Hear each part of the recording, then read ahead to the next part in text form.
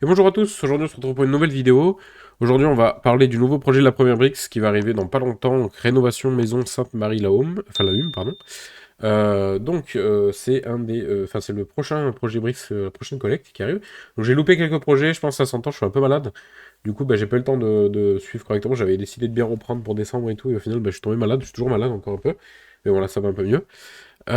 Du coup, je vais essayer d'être un peu plus sérieux dans les sorties des vidéos, mais entre la première brique et les bricks, je vous explique pas la cadence qu'il faut avoir. Il faut faire des vidéos tous les jours parce qu'en fait, ça sort tout le temps. Et en ce moment, on se fait bombarder de projets. Et c'est pour ça qu'il faut pas hésiter à être très sélectif dans vos projets. N'investissez pas sur un projet sur lequel vous n'êtes pas sûr, en vous disant, ah, j'arrive pas à investir sur les autres et tout, donc je vais investir sur celui-là. On s'en fout, vous n'êtes pas pressé. Vraiment, investissez sur les projets dans lesquels vous croyez. Alors, en parlant de ce projet-là, du coup, c'est un projet qui se trouve dans le bassin d'Arcachon, donc avec Gujan-Mestras. Je connais pas, honnêtement, je fais le connaisseur, mais en fait, j'ai regardé sur internet, quoi. On va regarder après. Et donc, c'est un simple projet de marchand de biens, donc achat, rénovation, revente, classique, vraiment très classique. Voilà, on est à 11% de rendement brut. N'oublie pas, c'est brut, hein, donc il y a les impôts à payer. Et là, du coup, c'est la flat tax de base à 30%, sauf si si vous gagnez moins de je ne sais plus combien. Donc la durée du projet était 1 an et 6 mois, et le montant de la collecte est 870 000 euros. Donc vu le nombre de projets actuels, je pense que vous aurez largement le temps de participer à la collecte, même si vous êtes un petit peu en retard. N'hésitez pas à participer si le projet vous plaît.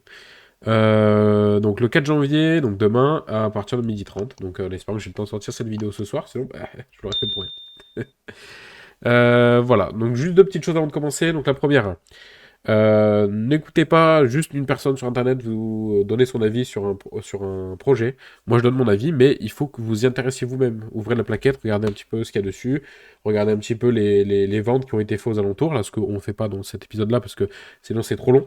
Mais voilà, renseignez-vous bien sur la zone, faites les choses bien, vous mettez votre argent dedans, donc ne le jetez pas par la fenêtre, quoi. Soyez sûr de vos projets. Deuxième chose, si vous voulez me soutenir, vous pouvez utiliser le lien qu'il y a dans la description ou utiliser le code. Donc c'est un lien ou un code de parrainage et donc ce code me permet de moi d'avoir une petite récompense et vous aussi du coup. Donc pour ceux qui sont parrainés, vous avez 1% sur les 3 premiers mois d'investissement que vous faites dans les investissements que vous faites pendant les 3 premiers mois. Donc n'hésitez pas à utiliser. Pour ceux qui ne sont pas encore inscrits sur Brix, n'hésitez pas à utiliser le code. Moi ça me fait plaisir clairement et vous aussi du coup. Donc c'est donnant donnant. Voilà. Du coup, on va regarder un petit peu le tout. Hop, on va passer hop, sur le Google Maps. Donc très très simple, super facile à trouver.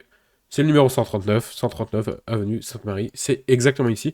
Les photos honnêtement correspondent. Pour une fois, on n'a pas de. Enfin, on a des prévisualisations du futur, donc ça, effectivement, ça correspond pas, mais on a des photos qui sont vraiment proches de la réalité. Donc voilà, c'est ici, ça se trouve dans cette petite avenue, qui est, ma foi, tout à fait sympa.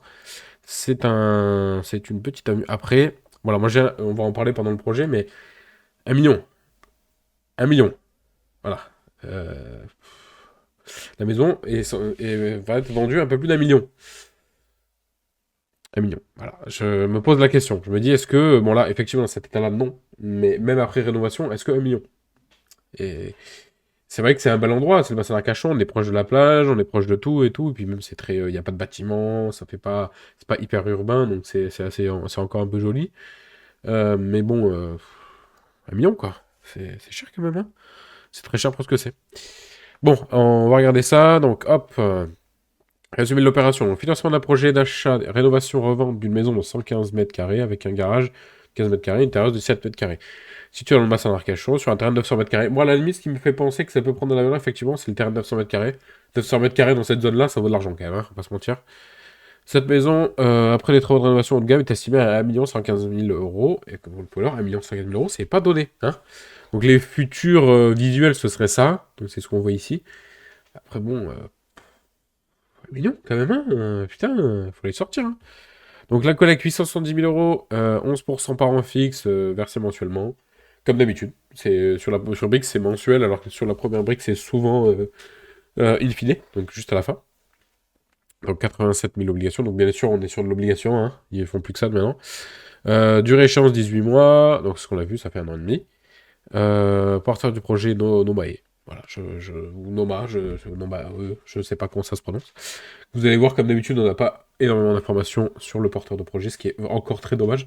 J'aimerais qu'un jour Brix nous donne de vraies analyses sur le porteur de projet, qu'on puisse savoir un petit peu l'état financier de leur entreprise et tout, et parce que là, ça se trouve, la société est déjà extrêmement endettée, ils peuvent plus en prendre de... Pardon, excusez-moi. Prendre d'emprunt à la banque, et en fait, bah, c'est nous qui finançons la suite, mais du coup, bah, moi, j'ai peut-être pas envie de financer une société qui est ultra endettée, quoi. Opportunité d'investissement. Le projet porte sur la rénovation d'une maison en vue de sa revente après la transformation significative. Le garage se transforme ensuite parental. Une terrasse couverte deviendra une pièce fermée pour optimiser l'espace. Bon, on a vu que c'était pas non plus des surfaces énormes, donc ça va pas rajouter. On va pas passer de 110 à 200 mètres carrés, hein, on va passer de 110 à quoi 150 à tout péter. Les travaux estimés à 5 mois. Donc 5 mois de travaux, c'est correct. Ça me semble correct. Vise à augmenter la valeur de la propriété. Ouais, voilà. Et de la plage, voilà, ils sont contents près de la gare et de la plage, voilà. Les estimations immobilières prévoient une valeur post, voilà. Là, ce travaux de gamme validé par un permis de construire, donc ils ont déjà le permis, ce que je comprends, ce qui est bien pour le coup. Ça aurait été con de faire une collecte sans le permis. Ces estimations excèdent celles de meilleurs agents qui se basent sur les maisons nécessitant souvent des rénovations complètes, tandis que celle-ci sera vendue intégralement refait à neuf avec un permis de construire. Alors, ça, c'est soit très mauvais signe, soit totalement logique, parce qu'en fait, comme on a pu le voir sur le Google Maps, les maisons aux alentours ne sont pas neuves non plus, elles ont des travaux en cours. Enfin, regardez, on va revenir dessus. Hop. Bah là, bah voilà, hein, c'est le meilleur exemple, hein. Quoique c'est pas vraiment des travaux. C'est bon, c'est un petit jardin, mais c'est vrai que c'est peu aménagé. Bon, là j'ai de la merde du coup, mais c'est peu aménagé en fait. C'est peu, on n'a pas l'impression d'avoir.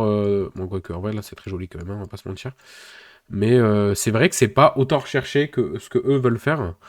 Et potentiellement, ça vaut cher. Mais c'est vrai que les maisons autour ne sont pas si dégueulasses que ça, hein. C'est vrai que celle-là, ça fait moi je trouve que ça fait un peu chantier, honnêtement. Après, bon, bah, chacun vit comme il veut, hein. Désolé, monsieur qui habite juste à côté. Il n'y a pas de numéro, mais je me dis que ça doit être 137 vu que ça saute 1. Mais non, à part celle-là, bah, les autres sont super jolies, quoi. Là, celle-là, elle est vraiment sympa. Bon, après, chacun ses goûts, hein. Là, on parle de goût et de couleur, on s'en fout un peu, mais voilà. C'est vrai que, bon, c'est vrai qu'elle fait un peu tâche, celle-là. Du coup, elle fait un peu moche, quoi, hein. Hop, ouais, en fait, ça fait peu aménagé, mais d'un côté, bah, c'est un peu l'idée du bassin d'Arcachon, d'avoir quelque chose encore un peu proche de la nature et pas un truc totalement, comment dire, oups, pas avoir un truc totalement urbain. Je pense que c'est un peu ce que recherchent les gens en allant là-bas, c'est pour ça que c'est aussi cher. Donc bon, moi, j'avoue que je suis un peu sceptique là-dessus. Je suis un peu sceptique, je suis pas fan. Du coup, alors, donc ça, on en était là. Alors, le plan financier comprend un séquence de 80 000 euros pour sécuriser, en gros, le paiement des coupons mensuels jusqu'à la revente. Bon, au moins, on aura nos intérêts. Voilà. En vrai, c'est bien, hein, c'est un bon point, hein. Localisation. Le projet immobilier, si tu veux, voilà, bon, ça c'est bon, on a compris. Porteur de projet, voilà. Encore une fois, les gars, une feuille blanche pour le porteur de projet. Ça ne nous aide pas, Brix, s'il vous plaît, donnez-nous plus d'informations. Ça ne nous aide pas de nous dire qu'il a 10 ans d'expérience, ça ne veut rien dire. Ça ne veut pas dire que la santé de son entreprise va bien, on n'en sait rien. Il n'y a que vous qui le savez, et j'espère que vous le savez. Et là, c'est chiant, on ne sait pas, on ne peut rien savoir. Voilà. On nous parle juste de ça, et on nous parle aussi du fait qu'il est basé en Andorre. Alors, est-ce que c'est une bonne nouvelle? Je n'en sais rien, honnêtement. Est-ce que c'est pas un peu dangereux si le projet ne se fait pas pour pouvoir sanctionner économiquement la personne? Je ne sais pas. Honnêtement, je sais pas. Je sais pas si c'est bien ou c'est une mauvaise chose, mais j'avoue que ça me fait un peu peur. Ok, donc là, on a le prévisuel complet. Donc, pour 532 000, on achète. Frais de notaire et hypothèque. Ok. 266 000 euros de travaux. Et les frais financiers, 130 000 euros. Putain, et les frais financiers sont. J'espère que c'est la part de Brix, hein. Parce que. Putain. Coût d'opération 950 000 euros. Apport de 80 000 euros. Donc, on tombe sur nos 870 000, comme d'habitude. Prix prévisionnel de revente, hop, voilà, donc on est sur une marge brute de 175 000 euros. Oui, oui, c'est bon, bah, ça c'est les calculs un peu logiques. Après voilà, est-ce qu'on va y arriver? La marge n'est pas excessive. Bon, 175 000 euros, ça reste bien, hein, qu'on se le dise, hein. Mais c'est vrai que ça me fait un peu peur parce que on est quand même sur une grosse somme, donc 1 125 000, donc si on doit baisser, on baissera quoi, de 50 000 facile ou quoi? La marge va bien baisser, et du coup, ça va être un peu tendu pour les porteurs de projet. Moi, j'avoue que je suis pas trop fan de ce projet-là, voilà, je vous le dis tout de suite. J'ai bien regardé avant, je suis pas très fan, je suis pas sûr d'investir dessus. Parce qu'il me reste peu de liquidité actuellement sur Brix, et je compte pas en rajouter tout de suite. Donc voilà, je suis vraiment pas sûr d'investir dessus, je me mets jusqu'à demain de toute façon pour voir, hein, je serai sûrement devant la collecte. pour voir à quel point ça se finance ou pas, et peut-être que j'aurais eu tort et qu'il y a eu plein de gens qui ont cru. Mais voilà. Les travaux, voilà. L'agence immobilière spécialisée pour optimiser le délai d'après. Ok, bon, il y a une agence immobilière. Les garanties, très important. Ça, l'une de mes fiches les plus importantes. Donc, on a garantie hypothèque de premier rang. Parfait. C'est le minimum. Honnêtement, c'est le minimum. C'est le minimum. L'apport en fonds propres qui représente à peu près 10% de la somme. Pourquoi pas? Pourquoi pas? Ça pourrait être mieux, hein. Moi, j'avoue qu'un 20%, ça me rassure bien. Ces caisses de fonds, bon, ça, c'est ce qu'on a vu. En gros, on garde les 80 000 euros de côté pour pouvoir payer les intérêts. Engagement de la résiliation des travaux. On a 266 000 euros qui sont bloqués et qui doivent être justifiés. Bon, ça m'étonne que ce soit pas l'entièreté de la somme. Enfin, c'est l'entièreté de la somme des travaux, hein, attention, hein. Mais j'imagine que Brick c'est bien au courant du prix d'achat, hein. Mais voilà, en gros, l'entièreté de la somme des travaux est sécurisée. Et en gros, on attend à chaque fois de facture et tout pour justifier le paiement. Caution personnelle solidaire, ça vaut rien. Engagement dans la distribution, ça vaut pas grand chose. Et interdiction de remboursement de rémunération, ça vaut rien non plus. Parce que vu qu'on connaît pas l'état de l'entreprise, bah ça sert à rien, quoi. Bah, c'est comme demain, je vous demande de l'argent, donne-moi 1000 euros. Promis, je te les rends. Mais vous savez pas si j'ai de l'argent de côté, si je sais gérer mon argent ou quoi, vous savez pas. Voilà. Promis, je vous les rends. Je m'engage, je signe un papier, je vous les rends. Après, voilà. Peut-être qu'il y aura complication. Même je m'engage sur un délai, je fais un crédit, tout propre et tout, mais non. Voilà. Moi, si je sais pas à qui je prête, ça, bah, je prête pas, quoi. Analyse de l'actif, donc force de l'actif pour le placement stratégique, ok, expertise du porteur, bah, ça on n'en sait rien. Encore une fois, c'est du t'inquiète, crois-moi. Garantie solide, une hypothèque de premier rang, bon bah oui. Bah oui, du coup, on achète un truc, on le rénove et on est à peu près propriétaire du truc. Et bon, du coup, il y a quand même 260 000 euros de travaux, donc ça veut dire que s'ils sont pas terminés, bah, on est propriétaire de quelque chose qui vaut 500 000, donc on a perdu quoi, 30% à peu près, un peu plus. Voilà. Donc garantie solide, ça mère au moins. Coût élevé de rénovation, oui, bah oui, c'est cher, 266 000, ça vaut quand même la moitié du prix de l'achat, quand même, on va pas se mentir, c'est cher. Après, c'est pour faire du luxe, hein, donc bon, ça me choque pas, ça me choque pas pour le coup. Dépendance aux travaux, bon, ben, bien évidemment, en gros, ça va dépendre de. Enfin, le délai de remboursement dépendra aussi du délai des travaux. Opportunité d'actif, attractivité géographique, donc oui, effectivement, c'est une zone recherchée. Expertise du porteur de projet, encore une fois, mais voilà, super. Et on est content. Contexte financier favorable, hypothèque, engagement garantissant la priorité des investisseurs. Pareil, enfin oui, vous engagez à payer les investisseurs en premier, oui, bon, bah, c'est logique, hein, quand vous faites un crédit à la banque, c'est eux qui sont remboursés avant vous, hein. Menace de l'actif, fluctuation de marché immobilier, bon ça, ils le sortent à chaque fois. Modification réglementaire, des changements dans les lois fiscales, la réglementation locale et tout. Effectivement, vu qu'ils sont en dehors, ils ne payent pas d'impôt sur la plus-value, si je dis pas de conneries. Du coup, ben, à tout moment, ça peut changer. Bon, après, c'est des projets courts, donc ça m'étonnerait, mais on ne sait pas. Et incertitude économique, effectivement, ça, on est toujours dans une période où les taux ont beaucoup augmenté, donc les ventes sont beaucoup plus limitées, et on commence à avoir déjà pas mal de retard sur les projets crowdfunding. Attention à ça. Les dates de fin ne sont rarement respectées en ce moment, hein, vraiment. On a beaucoup de retard. Là, j'étais arrivé à un stade où j'avais 8 projets en retard, hein, sur la première brique. Bon, là, pour le coup, sur Brick, j'en ai pas. Mais Brick, ça reste des projets d'obligation qui sont assez récents. Donc, j'en ai peu qui se sont terminés. Je crois que j'en ai qu'un qui s'est réellement terminé en obligation. Donc, attention. Attention à ça, parce que ça va faire mal, hein, les projets en retard. Et même les projets qui vont pas se terminer, parce que pour l'instant, je l'avais pas eu. Je croise les doigts que ça continue comme ça. Mais il y en a. Attention. Alors, donc scoring de l'actif, bon, ben ça, encore une fois, on ne sait pas sur quels critères il se base. Qu'est-ce qu'on a en point négatif, là, qui ressort un peu prix de revente. Effectivement, c'est vachement optimiste. Marché des transactions, bon, ben, ok, oui, effectivement, ça va. C'est pas la joie, quoi, en ce moment. Scoring du porteur projet, là, ça va encore moins dire quelque chose. Encore une fois, on ne sait pas sur quels critères il se pose ou quoi. Et là, on est à 73 sur 100, donc ça veut dire quand même qu'on a quasiment un tiers, enfin, on a deux tiers, en gros, de scoring, et on arrive quand même à moins.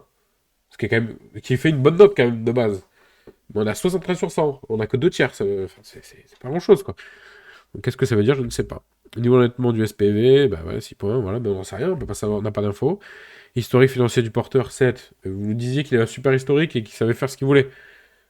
Eh, voilà, donc c'est assez inquiétant. Moi, j'avoue que type de projet risque associé, bon, 6 points, bah ouais, ça reste un projet risqué, vu que ça reste du projet où on espère faire x2, hein, sur la revente quand même, donc bon, c'est quand même un peu chaud. Et voilà. Bah voilà, on est tout bon, hein, je crois qu'on a fait le tour. Attention, voilà, je ne suis pas conseiller financier. Si vous investissez sur ce projet-là, c'est votre faute, c'est pas la mienne. Et si vous perdez de l'argent, c'est encore plus votre faute et pas la mienne. Voilà, donc moi je vous ai donné mon avis. De toute façon, c'est pas forcément un projet qui va m'intéresser. Je vais quand même regarder un petit peu plus en détail de mon côté, mais pour l'instant, c'est pas un projet qui m'intéresse beaucoup.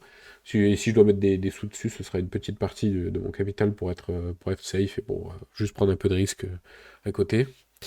Parce que ça reste quand même vachement intéressant. 11% de rendement sur un délai aussi court, c'est vrai que c'est cool de récupérer rapidement son argent et de pouvoir réinvestir sur notre projet rapidement. Donc bon, il faut y penser aussi. Voilà, donc bah écoutez, j'espère que cette vidéo vous a plu. Merci à vous d'être resté jusqu'ici et je vous souhaite à tous une très très bonne année déjà et une très bonne fin de journée et à bientôt pour une nouvelle vidéo.